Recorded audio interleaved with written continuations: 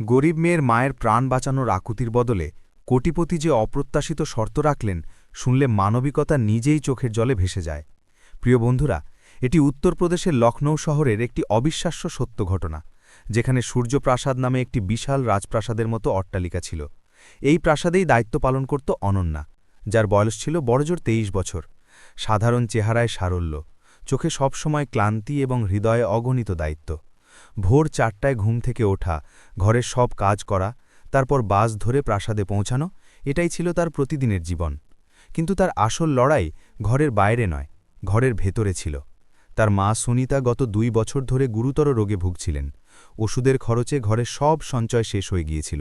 ছোট ভাই আদিত্য পড়াশোনায় ভালো ছিল, কিন্তু প্রতি মাসে তার স্কুলের বেতন দেওয়া যুদ্ধজয়ের মতো হয়ে দাঁড়াত। অনন্যাই ছিল ঘরের একমাত্র ভরসা। সেদিনও সে তাড়াতাড়ি কাজ শেষ করছিল, হাত বাসন ধুইছিল, কিন্তু মন ঘরে আটকে ছিল। তখনই তার পুরনো ফোনের রিং বেজে উঠল। স্ক্রিনে আদিত্যের নাম জলজল করছিল। দিদি, তাড়াতাড়ি বাড়ি এসো। ওপাশ থেকে কাঁপানো কণ্ঠে আওয়াজ এলো।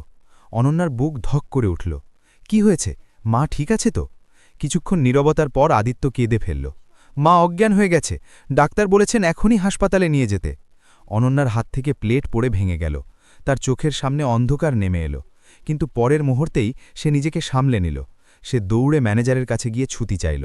তার চেহারার অবস্থা দেখে কিছু না জিজ্ঞেস করেই তাকে যেতে দেওয়া হলো। বাস, অটো, দৌড়াদৌড়ি সবকিছু অস্পষ্ট হয়ে গেল। সে যখন বাড়ি পৌঁছাল, দেখল মা বিছানায় পড়ে আছেন, চোখ বন্ধ, শ্বাস খুব ক্ষীণ। প্রতিবেশীরা মিলে অ্যাম্বুলেন্স ডেকেছিল। হাসপাতালে পৌঁছাতে পৌঁছাতে অনন্যার অবস্থাও মায়ের মতো হয়ে গিয়েছিল, যেন অর্ধেক প্রাণ বেরিয়ে গেছে। ডাক্তার পরীক্ষা করার পর গম্ভীর স্বরে বললেন, উনাকে এখনই অপারেশনের প্রয়োজন, দেরি হলে প্রাণ বাঁচানো কঠিন হবে। কত খরচ হবে ডাক্তারবাবু? অনন্যার কণ্ঠ কাঁপছিল।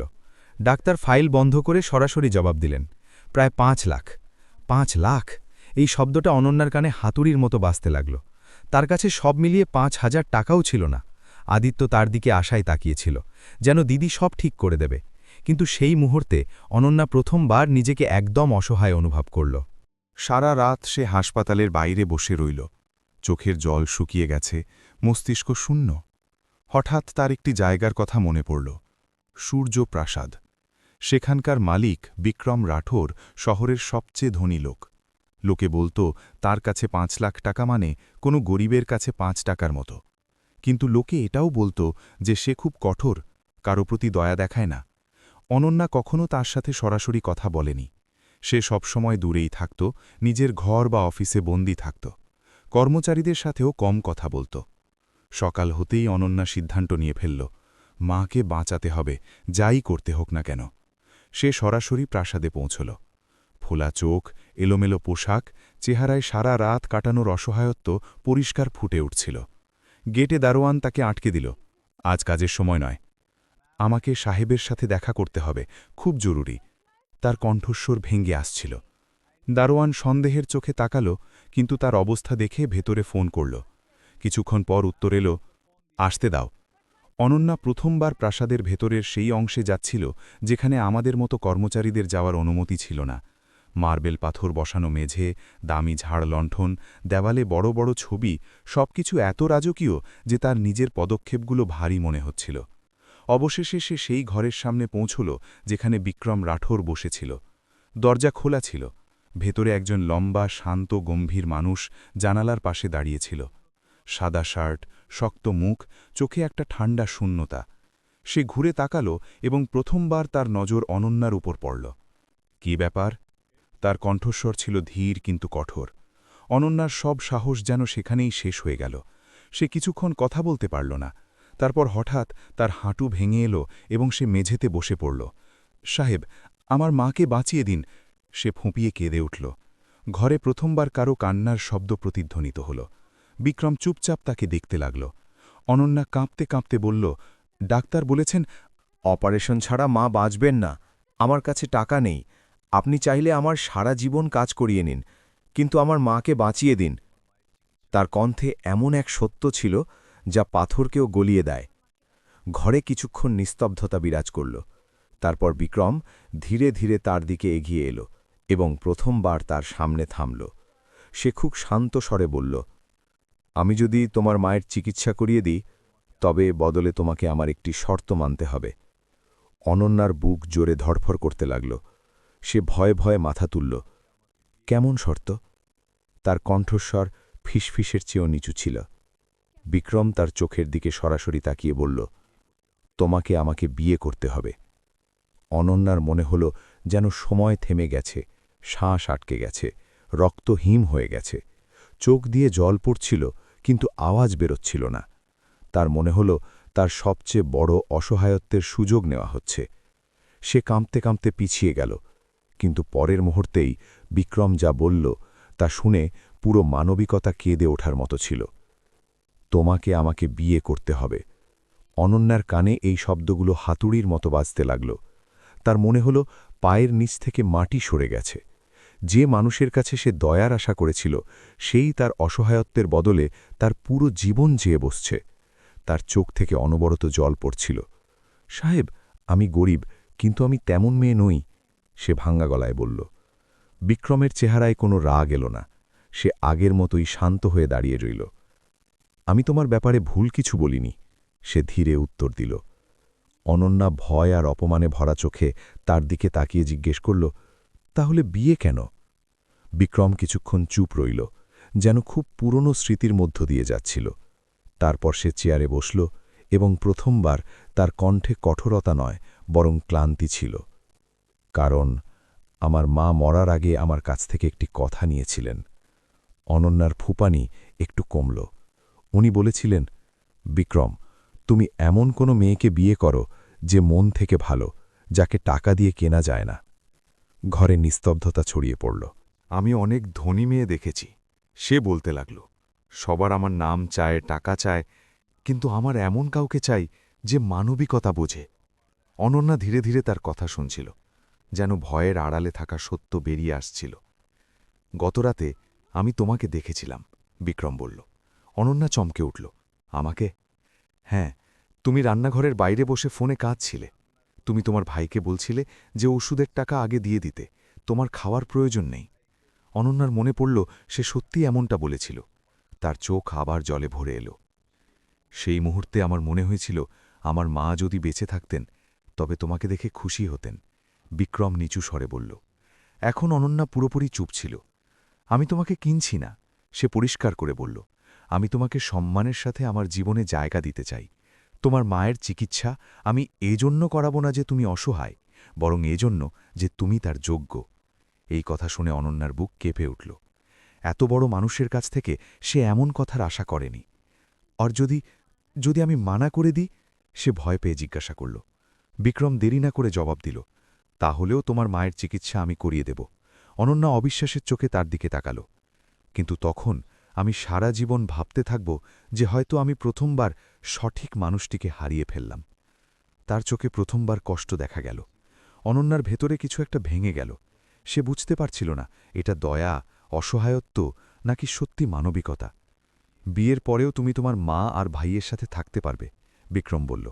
তোমার জীবনের উপর কোনো বিধিনিষেধ থাকবে না। আমি শুধু সঙ্গ চাই, বন্দিত্ব নয়। এখন অনন্যার কাছে ভাবার মতো আর কিছুই অবশিষ্ট ছিল না। একদিকে মায়ের জীবন, অন্যদিকে অজানা ভবিষ্যৎ। কিছুক্ষণ পর সে কাঁপানো হাতে জোর করল, যদি এতে আমার মা বেঁচে যান তবে আমি রাজি। তার কণ্ঠে ত্যাগ ছিল, ভয়ে ছিল এবং একজন মেয়ের অসহায়ত্বও ছিল। বিক্রম তৎক্ষণাৎ তার সহকারীকে ফোন করল। এখনই হাসপাতালে কথা বলো, যে খরচই হোক এখনই কাজ শুরু করাও।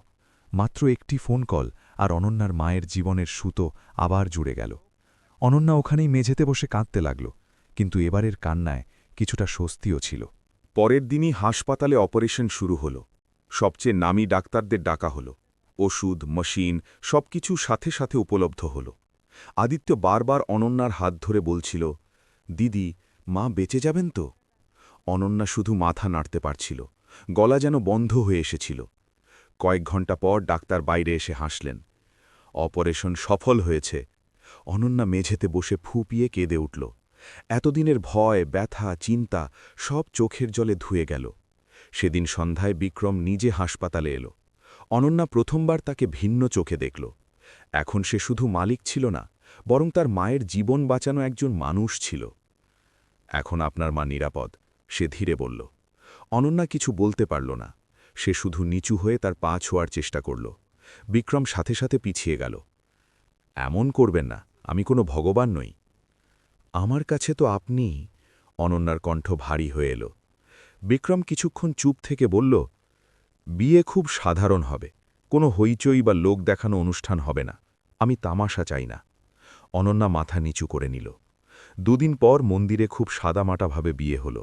কোনো ব্যান্ড নেই, বরযাত্রী নেই, কোলাহল নেই, শুধু কিছু সাক্ষী, একজন পুরোহিত এবং দুটি সম্পূর্ণ ভিন্ন জগতের মানুষ। যখন তার গলায় মঙ্গলসূত্র পরানো হলো, তখন অনন্যার চোখ থেকে জল গড়িয়ে পড়ল। সে বুঝতে পারছিল না যে সে খুশি নাকি ভয় পেয়েছে। বিয়ের পর সে যখন প্রথমবার সূর্য প্রাসাদের প্রধান ফটকে পৌঁছাল, দারোয়ানরা তাকে সালাম করল। সে ঘাবড়ে গেল। গতকাল পর্যন্ত সে এখানে পরিচারিকা ছিল, আজ সেই জায়গার মালকিন হয়ে দাঁড়িয়ে আছে। ভেতরে পা রাখতেই তার মনে হলো সবকিছু যেন স্বপ্ন। কিন্তু আসল পরীক্ষা তখনও বাকি ছিল, কারণ প্রাসাদের ভেতরে থাকা সব লোক তাকে একই চোখে দেখছিল না। কারো চোখে অবজ্ঞা ছিল, কারো চোখে সন্দেহ, কারো চোখে ঈর্ষা। সেই সময় এক পরিচারিকা অন্যজনকে নিচু স্বরে বলল, দেখলে গরিব মেয়েটা কত বড় চাল চেলে দিল। এই কথাগুলো তীরের মতো অনন্যার বুকে বিঁধল। সে বুঝতে পারল এই প্রাসাদে জায়গা মিলেছে, কিন্তু সম্মান নয়।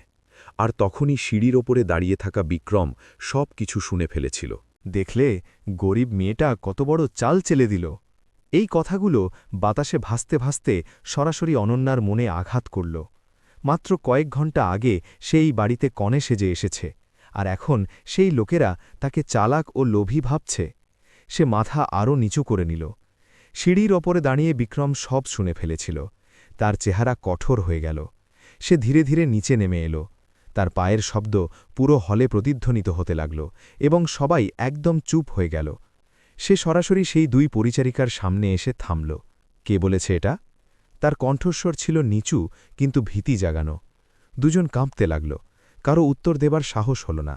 বিক্রম পুরো হলে একবার নজর বুলিয়ে পরিষ্কার স্বরে বলল, আজকের পর যদি কেউ ওনার সম্পর্কে একটি ভুল শব্দও বলে, তবে সে এই বাড়িতে থাকবে না। সবার মাথা নিচু হয়ে গেল। উনি এই বাড়ির মালকিন, আর ওনাকে সম্মান করা সবার দায়িত্ব। অনন্যা প্রথমবার মাথা তুলে তার দিকে তাকাল। বিক্রমের চোখে কোনো লোক দেখানো ভাব ছিল না, ছিল নিখাদ সত্য। অনন্যার মনে হল প্রথমবার কেউ তার জন্য আওয়াজ তুলেছে। কিন্তু ভেতরে কোথাও ব্যথা তখনও ছিল। রাত হওয়ার মধ্যে সব রীতিনীতি শেষ হল। অনন্যাকে তার নতুন ঘরে পাঠিয়ে দেওয়া হল, সেই ঘর যেখানে কোনোদিন কোনো পরিচারিকার পাও পড়েনি।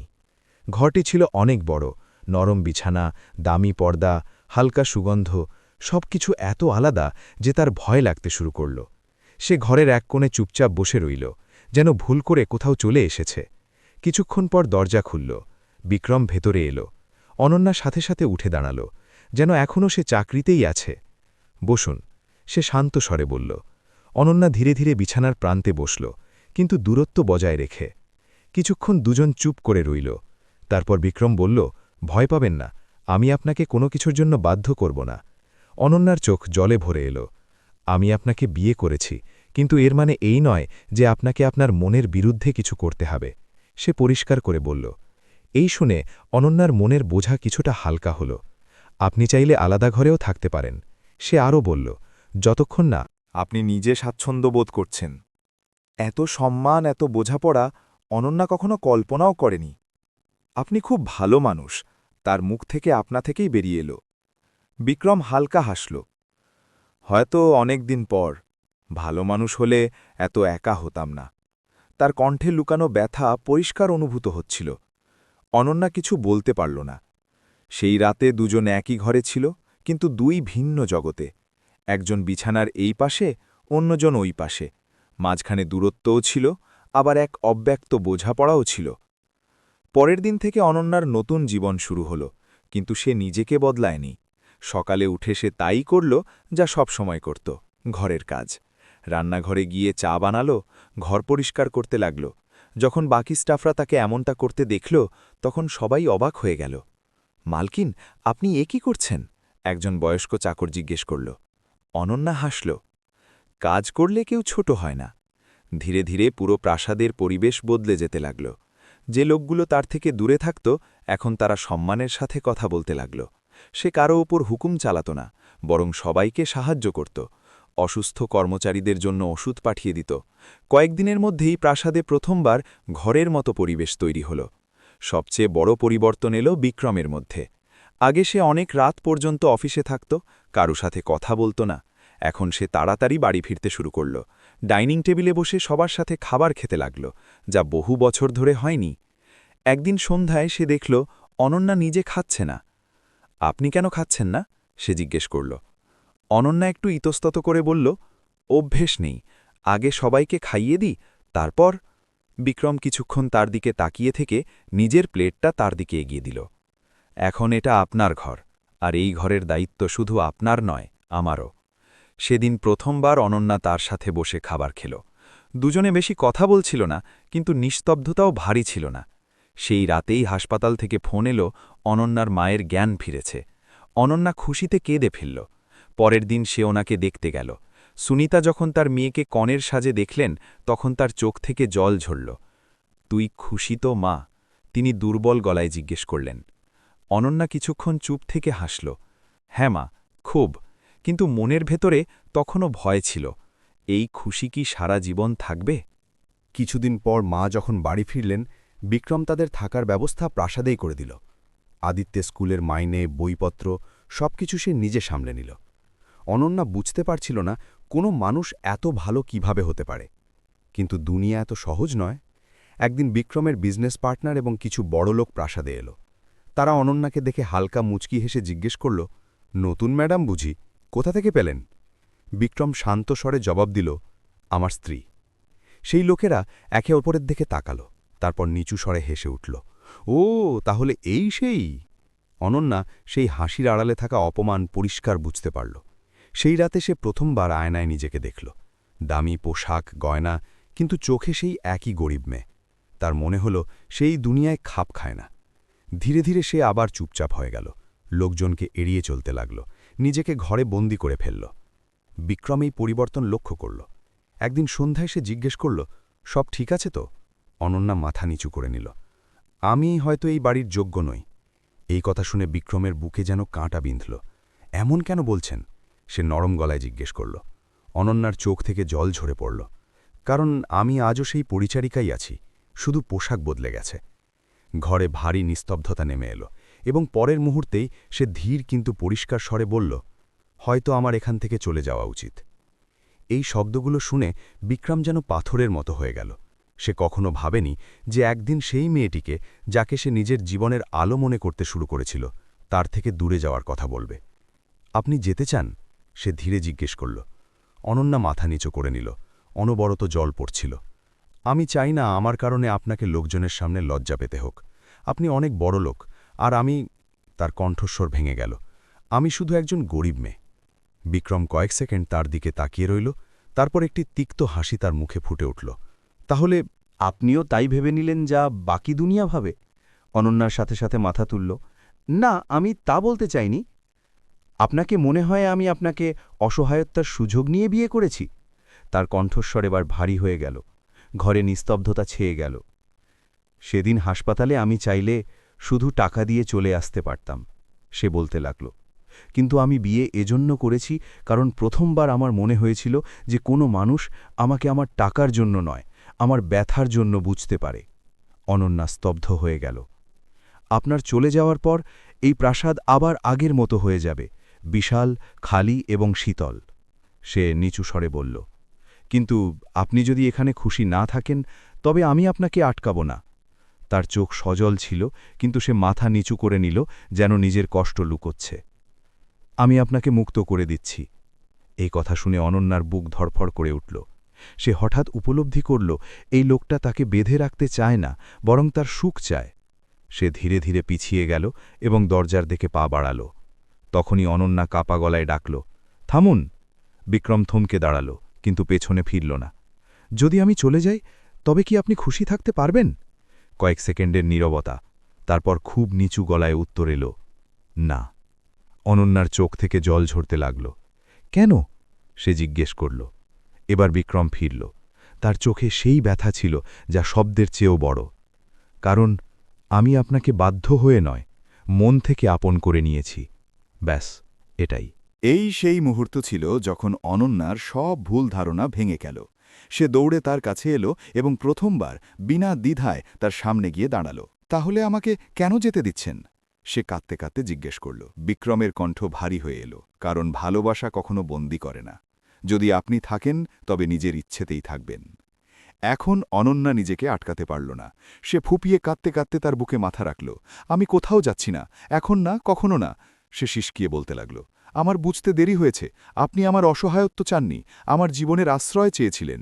বিক্রমের হাত দুটি ধীরে ধীরে তার কাঁধে উঠল, যেন বহু বছর পর কাউকে আঁকড়ে ধরার সাহস পেল। সেই মুহূর্তে সূর্যপ্রাসাদ সত্যি একটি ঘরে পরিণত হল। কয়েক মাস পর সেই প্রাসাদেই একটি ছোট অনুষ্ঠান হল, কিন্তু এবার কোনো লোক দেখানো নয়, ছিল আনন্দের। বিক্রম আর অনন্যা আবার বিয়ে করল, এবার বাধ্য হয়ে নয়, ভালোবেসে। সুনিতা হুইল চেয়ারে বসে হাসছিলেন, আদিত্য খুশিতে এদিক ওদিক দৌড়চ্ছিল এবং পুরো প্রাসাদে প্রথমবার হাসির শব্দ প্রতিধ্বনিত হচ্ছিল। যখন বিক্রম সবার সামনে অনন্যার হাত ধরল, তখন তার চোখে গর্ব ছিল, লজ্জা নয়। অনন্যাও প্রথমবার পূর্ণ আত্মবিশ্বাসের সাথে তার দিকে তাকাল। এখন সে নিজেকে পরিচারিকা নয়, তার স্ত্রী মনে করত। মানুষের দৃষ্টি বদলে গিয়েছিল, কারণ মানবিকতা আমির গরিবের দেয়াল ভেঙে দিয়েছিল। সেই রাতে প্রাসাদের ছাদে দাঁড়িয়ে অনন্যা আকাশের দিকে তাকাল। মা ঠিকই বলতেন, ভালো মানুষরা ঈশ্বরের মতো হয় না, কিন্তু ঈশ্বর ভালো মানুষদের রূপেই পৃথিবীতে আসেন। বিক্রম হাসল এবং বলল, আর আমাকে ঈশ্বর তোমার রূপে পাঠিয়েছেন। দুজনেই হেসে উঠল এবং প্রথমবার তাদের হাসিতে কোনো ভয় ছিল না। একসময় যে সাহায্যের বদলে চাওয়া বিয়ে মানবিকতাকে কাঁদিয়ে দেওয়ার মতো মনে হয়েছিল, সেই সম্পর্কই এখন সত্য ভালোবাসার সবচেয়ে সুন্দর উদাহরণ হয়ে দাঁড়িয়েছে। প্রিয় বন্ধুরা, এই গল্প আমাদের শেখায় যে কোনো মানুষের মূল্য তার টাকা বা অতীত দিয়ে নয়, তার মন দিয়ে বিচার করা উচিত। সত্যিকারের ভালোবাসা বাধ্য হয়ে নয়, সম্মান এবং বিশ্বাস থেকে জন্ম নেয়। যখন মানবিকতা বেঁচে থাকে, তখন আমির গরিবের প্রতিটি দেয়াল তুচ্ছ হয়ে যায়। কিন্তু আপনি যদি অনন্যার জায়গায় হতেন, তবে কি আপনিও এত বড় সিদ্ধান্ত নিতে পারতেন? আর আপনি যদি বিক্রমের জায়গায় হতেন, তবে কি কোনো অপরিচিতার জন্য এত বড় পদক্ষেপ নিতেন? কমেন্টে আপনার মতামত অবশ্যই জানান। আর গল্পটি যদি আপনার মন ছুঁয়ে থাকে, তবে ভিডিওটি লাইক করুন, শেয়ার করুন এবং চ্যানেলকে সাবস্ক্রাইব অবশ্যই করুন। দেখা হবে পরের গল্পে, ততক্ষণ নিজের খেয়াল রাখুন।